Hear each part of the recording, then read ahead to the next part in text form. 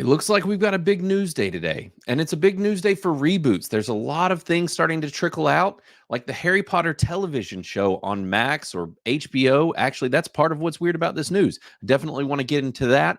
And the Fantastic Four movie has a little bit of news coming out about that as well, which has me intrigued about where they are heading and where the future of the MCU lies. And last but not least, a Van Helsing television show, which has me pretty interested. Let's go ahead and dig into it.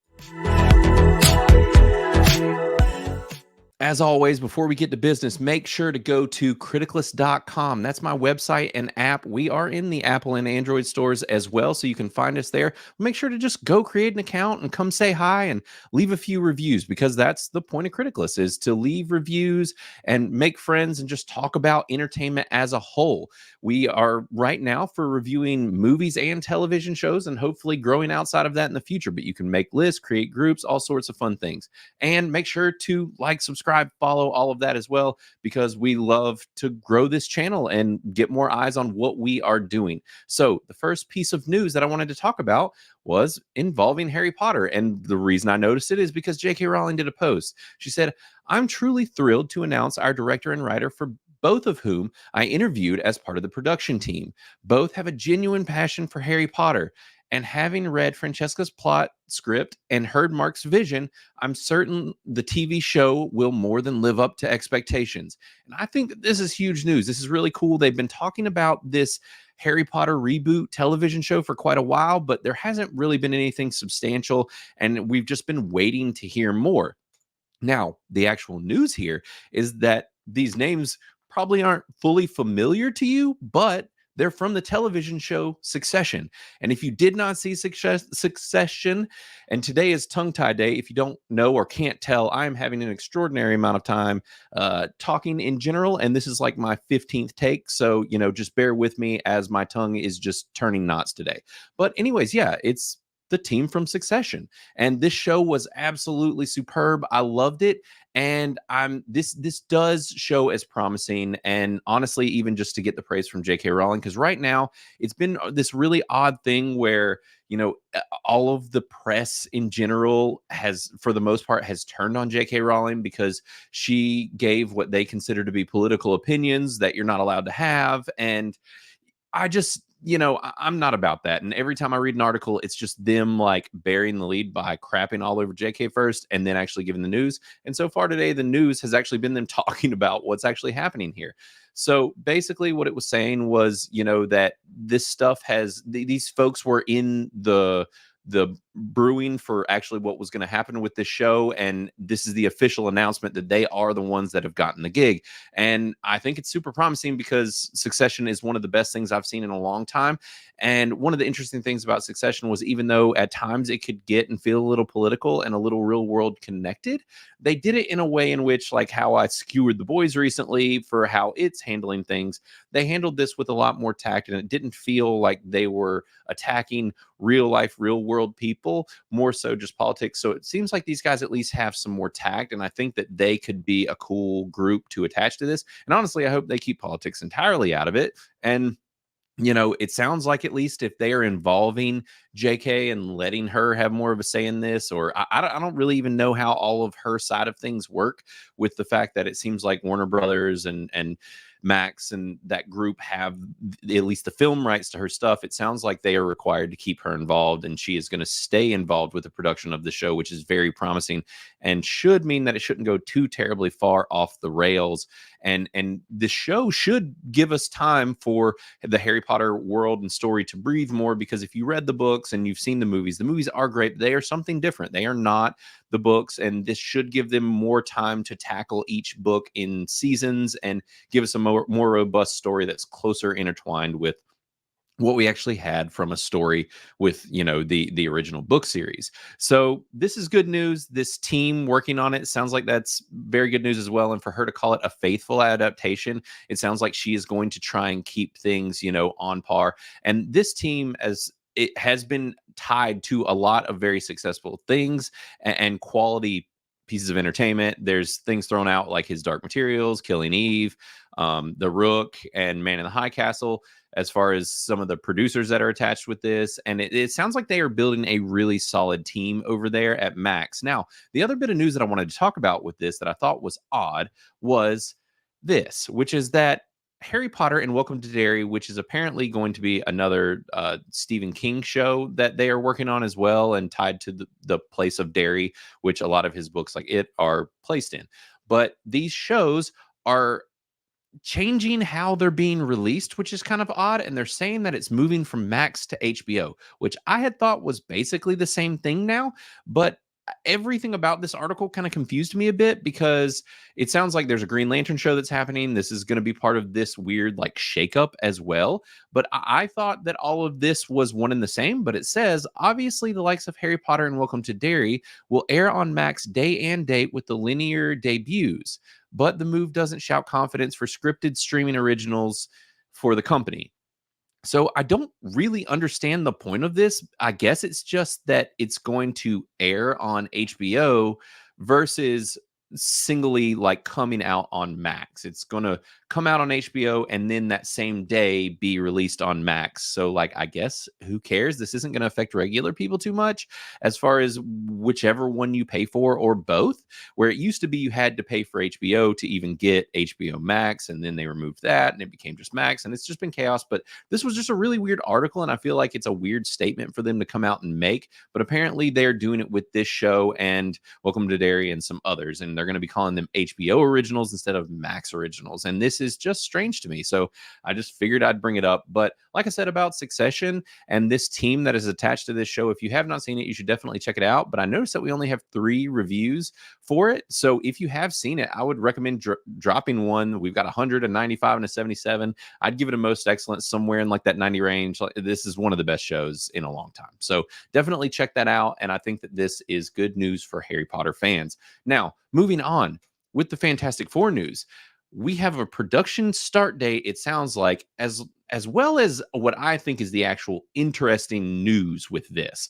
And if you don't know, basically we are getting a reboot of the Fantastic Four, and they're telling a new story here. It sounds like we have got a cast announced, and it's going to be connected to the MCU for once instead of being attached to Fox, because they bought all of Fox. So they've released us with 2 pictures, this one right here and this one, and they mentioned this in the article as well. This is kind of the cast, but in an animated version and kind of drawn into this world. And people noticed right away that this was very retro. You know, everything about this image is retro. And as well as this one, if you take a look and look back here at the city that he's flying around, it looks really odd. It's kind of this retro futuristic vibe. So all of this got fans wondering, and it sounds like Kevin Feige has come out and actually spoken on it. And basically it says that that the filming is going to start in July, and that he also spoke out about the setting, confirming theories that it will be set in an alternate reality in the past. So there's a kind of a double whammy of this news, which is interesting. And it sounds like they're still full blown in the multiverse stuff, which, you know, has been, some people don't like, some people do. I think if it's done right, it can be great. If it hasn't, then it can be a real mess. So, but it says Feige spoke about the upcoming MCU movie on the official Marvel podcast regarding the film's setting. Feige said via IGN, "It is a period piece, and there was another piece of art we released with Johnny Storm flying in the air, making a 4 symbol. There was a cityscape in the corner of that image, and there was a lot of smart people who noticed that cityscape didn't look exactly like New York that we know, and a New York City that existed in the 60s in our world." And those are smart observations, I'll say. So I just thought that maybe it was some neat art, but apparently it's actually, you know, they wanted us to take something from this, and it's that it's an alternate reality in the past. And I think that this could be cool, but what's going to be interesting is how they're going to bring these characters over into the proper MCU, or what that's even going to be. If we're going to have kind of a wiping of the slate and one universe made, and it tying, you know, these multiple universes together or characters together. I have no idea what is happening over at Marvel. Let's all be honest, it's been a mess lately, but the hope is that Deadpool is going to fix it all. But who knows? And maybe we'll get these guys in some degree in that, or at least a tease to these characters. But if you didn't know, actually, it sounds like the WandaVision director is actually going to be the one making this. And hopefully that's a good sign. There are people that did and didn't like that, just like everything, I guess. But I actually loved WandaVision. I've seen it at least twice. I think it's a really solid show. Now, it didn't have a lot of dedication to the subject matter, but and they brought on a writing team that didn't seem to be as much of fans, but we'll see what he actually does with this movie. Now, he says, I am incredibly excited for what we're doing with the Fantastic Four right now and what Matt Shackman, our director who did WandaVision for us, is working on, Feige added. He's already moved to London and we start filming at the end of July. So this sounds cool. This is good news. Things are rolling along at least. It sounds like this movie's doing much better than the Blade film, and I'll go see it because it's Marvel in the MCU. Now, granted, I mean, I've reached a boiling point with Star Wars where I don't know that I want much more until they get their crap right, and maybe Marvel is, and this could continue on a good trend, and I really hope it is, and I hope it's good. And going back to this, retro time period, I think fits these characters and could be really cool. And then maybe if they pull them to a current day, our universe, that could be neat as well, and to see them kind of adapt. And because they almost have to do something like this, because otherwise you're just going to have to create the Fantastic Four now, make it so that they haven't been around for everything, and they're running into this issue as well with the mutants. So I'm wondering if that is really why they did all the multiverse stuff, is just to bring all of these other properties in and catch them up to date as established heroes with the MCU as we know it. And I'm game for that. Now, the last piece of news is Van Helsing. Now, this for me was kind of good / bad news, because I was like, oh, heck yeah, Van Helsing television show. And then I was like, at CBS, I don't know, because that means that it's probably going to be not a premium TV, higher budget streaming show. It's going to be more of a procedural, which tends to be the case with CBS and these, mainstream basic television networks. And if you don't know, like with procedural, basically it's just like a story of the week type of a show. Now, there is a part of me, and I think a lot of folks, that are missing these days. And maybe the solution is to go back to more shows like this, but just make sure that they're at a higher quality, some decent writing, and put out something solid, because procedurals can be good as well.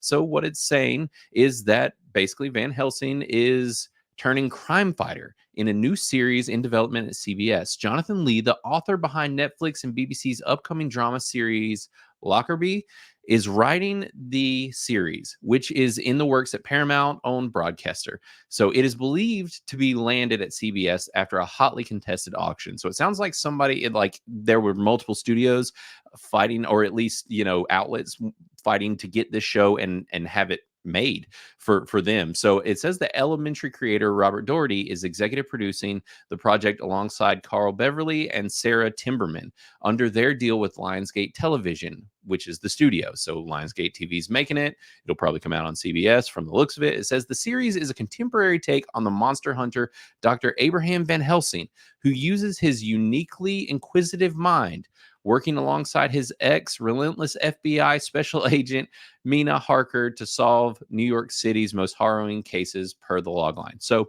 that's my issue right there. These network television shows always do this. They give you a really cool character, and then they're like, but what if they worked with a cop? Or what if they were best friends with a Fed? Or what if some other government organization helped them do everything so that we can make it make sense for us? And I just don't like that. It's kind of annoying. Like, just, I don't know, make this dude a rogue, make him operate in the city, and maybe give him a helper or a friend that's not a freaking Fed or a government person or cop or whatever, because I don't care. I don't want that in this kind of a show. And so that's what's kind of worn me out about this. I'm even okay with the modern day storytelling, and this might be great. It's just, to me, that type of an approach for a TV show, for one, just feels very network TV, and two, just feels so overdone. But I mean, hey, I'll give it a shot. I love, these like sci-fi mystery type shows. And I mean, I would love something like the X-Files to come back, or, those type of shows are great, and I'm all for them. It's just, I don't know, let's just be more creative with things, I guess. And so I'll hold out all of my, accusations and whatnot till it comes out, and maybe I'll give it a shot if it's not too cheesy and it's written well and that sort of thing. But this wasn't exactly the Van Helsing show I was expecting or necessarily wanting, but who knows? I'm all for being surprised. So we'll give it a go, and hopefully, we'll see it in the next year or so, because it sounds like the ball's at least rolling now that they're have it in the works, and it's being made now. So, all right, guys, I think that is it for the news, and I made it through it, with a little bit of tongue tiedness and just brain scramblediness, because apparently that is my day today, and I'm just going to accept it. And thank you for bearing with me. But until tomorrow, which will be my last day of the news, and tomorrow is going to be a really busy day for us, because we are going to be reviewing tomorrow night Horizon. And actually, we've got a special guest hopping on with us, somebody who's a Criticless user and lingers in our area, but is actually a local and a friend of mine. He's going to be hopping on the show, so it should be really fun, and I think it's going to be really cool to talk about this Western. We're going to keep it really spicy and fun for you guys, so make sure to check out this review. We will have a spoiler-free and spoilery one as well, but either way, I'll have the news for you tomorrow, and I'll be back, and this has been real. We will talk to you tomorrow.